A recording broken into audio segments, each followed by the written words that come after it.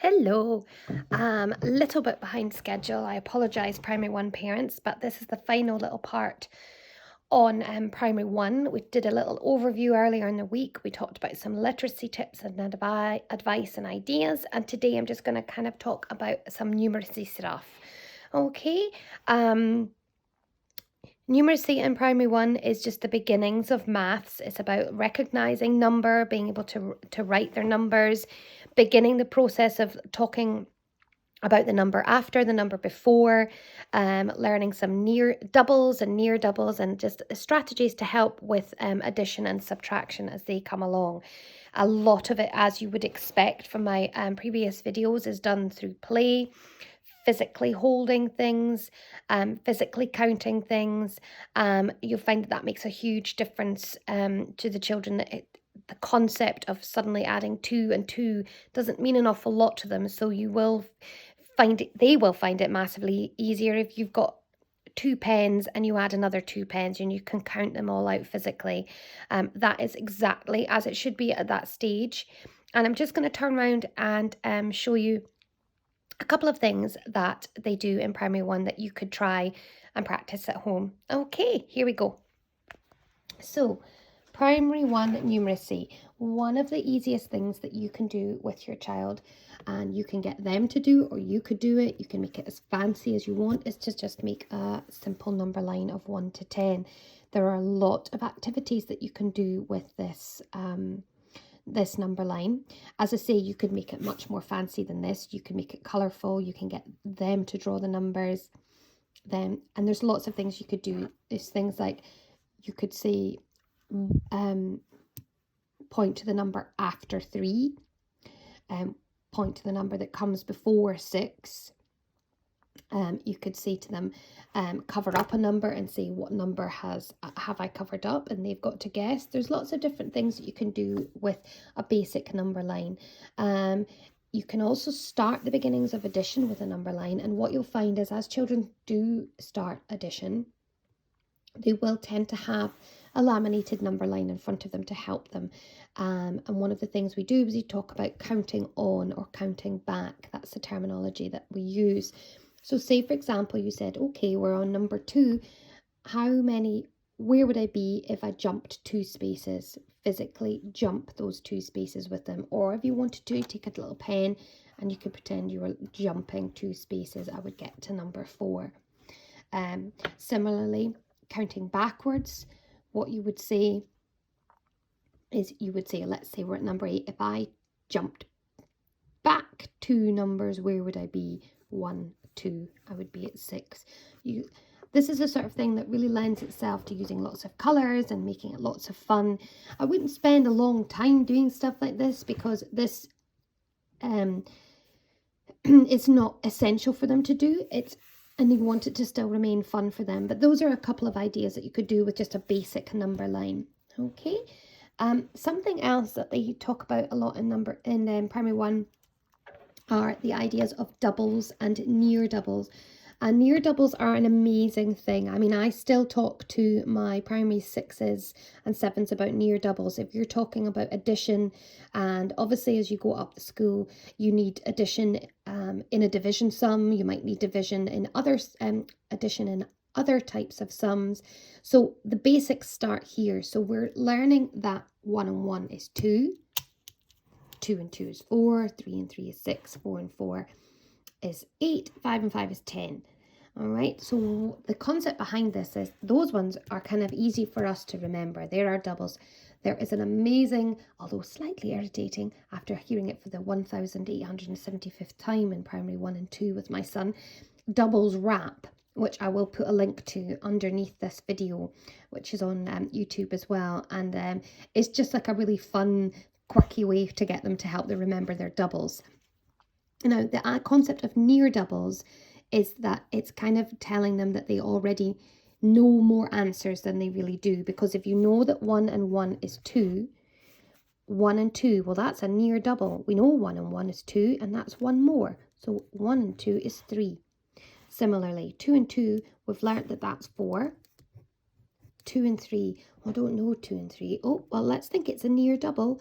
Do we know 2 and 2? Yeah, we do know 2 and 2. That was 4. So that's going to be one more. And it's 5. So that's the concept behind doubles and near doubles. So that you can say to them, you know this one, use this as a strategy. We know that 3 and 3 makes 6. 3 and 4 is a near double. It's one more than your double. And that's a strategy that you would use to help them with that. And it just really does help them with addition, because it's almost like a little superpower for them. You can say to them, well, you didn't think you knew 2 and 3, but it's a near double. And if we know 2 and 2, we can add on one more and make it 2 add 3. Okay, another thing that they will be doing in primary 1 is starting to add collections of things. So the way that I've set this out is a little bit like a collection. So you have 3 in this cloud and 4 in this cloud. So at this stage, you would not be expecting them to go, oh, 7. No, you're expecting them to do 1, 2, 3. And what will be very common is 1, 2, 3, 4. And then obviously they don't have an answer because they've just counted and counted. So one of the things that we try really hard to do is get them to continue to count on. So 1, 2, 3, 4, 5, 6, 7. Because the most common thing they'll do is they'll see them as two separate things.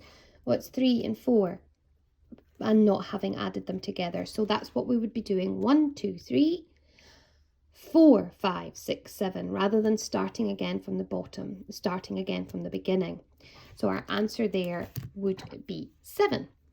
Okay, here again, you've got another one. You've got another 2 collections here. You've got 1, 2, 3, 4 in this one, and 1, 2, 3, 4, 5 in this one. Obviously, what we're trying to get them to do is to continue counting on. So not to stop at 4 and go back to 1. Keep going. 1, 2, 3, 4, 5, 6, 7, 8, 9. All right. One thing you could maybe get them to do, if they're comfortable with their pencil grip, if you wanted to, you could get them to mark them as they count, or they could even number them as you go. 1, 2, 3, 4, 5, 6, 7, 8, 9. That's not essential, but the main point of what we're doing is trying to get them to count on from 4, not to go back to the beginning and count this as a separate group. We want to add them together. So our answer there would be 4, 5, 6, 7, 8, 9 is 9. This then leads on to the idea of kind of a missing number sum. So you could sort of say, you could hide 1, and if we've got 7 altogether and we've got 4 in this bubble, how many would we have in this one? And so you can get the answer first of all, and then you could maybe start to hide the bubbles. But that is not something that they're going to be expected to know right now. That's just how they would be progressing through things. All right. The last little thing I wanted to just touch on are the idea of number stories. Now, number stories are not used in SEAL, but they are in our, which is a maths intervention. But they are in the curriculum, and it's just another way that will help them work out. It's just another set of strategies to help them with their adding. So our number stories are basically all the combinations that will add up to that number. So obviously these are the only ones that we can use to add up to 1, 0 and 1, 1 and 0. Only ones we can do 2, 3, 4. So what I'll do is I will do a little number story for 5 as we are here. Now at this stage they would only be doing the adding stories up to that number.